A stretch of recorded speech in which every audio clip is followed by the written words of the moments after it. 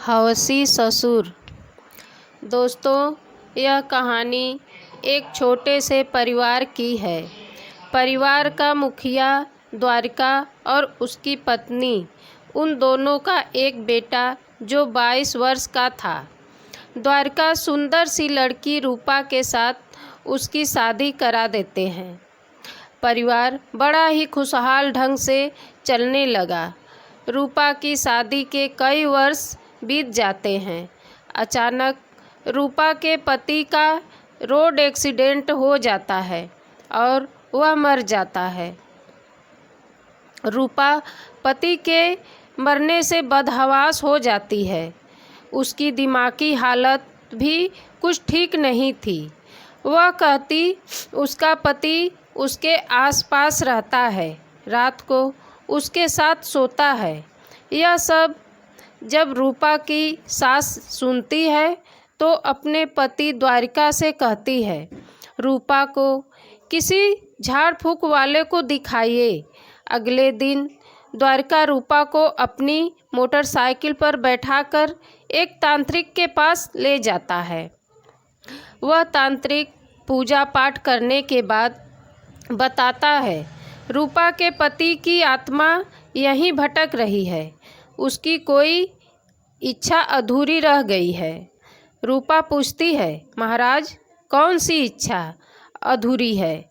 उनकी आत्मा की शांति के लिए उनकी अधूरी इच्छा मैं पूरी करूंगी।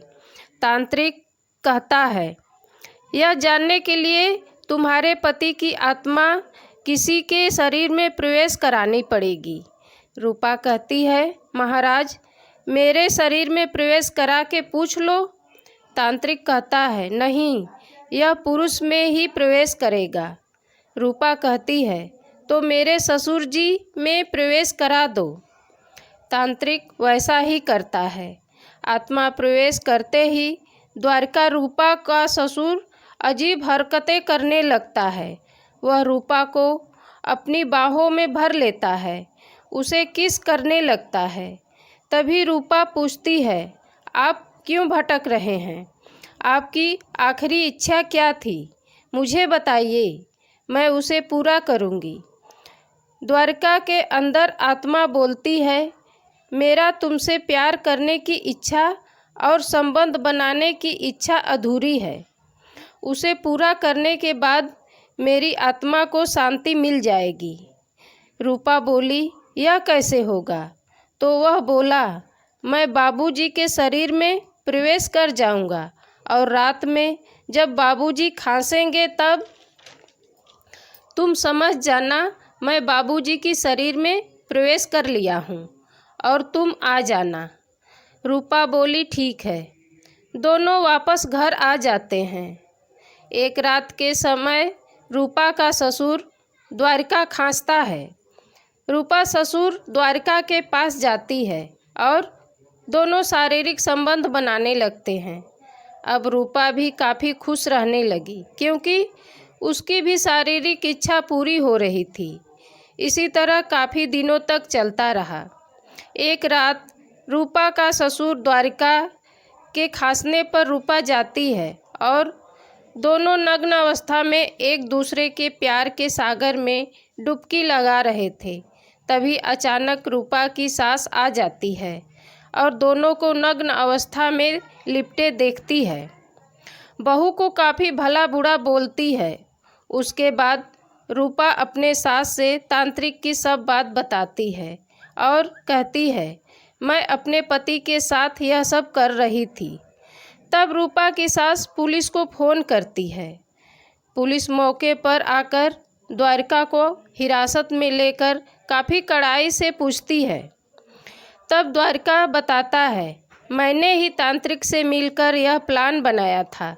दरअसल रूपा पर उसके ससुर द्वारिका की निगाह बहुत पहले से थी। वह अपनी बहू रूपा को पाना चाहता था। जब सही समय मिला तब द्वारिका ने रूपा को अपने झांसे में लिया और रूपा रोज रात में सज धज कर ससुर के कमरे में जाती और शारीरिक संबंध बनाती। पुलिस द्वारिका और तांत्रिक को हिरासत में लेकर जेल भेज देती है। दोस्तों, यह स्टोरी एक हवसी ससुर की है जो अपनी ही बहू के साथ अपनी हवस मिटाने के लिए एक षड्यंत्र रचता है और उसमें उसकी बहू फंस जाती है और वह हवसी ससुर अपनी हवस मिटाता रहता है। दोस्तों, इस स्टोरी से किसी का कोई संबंध नहीं है।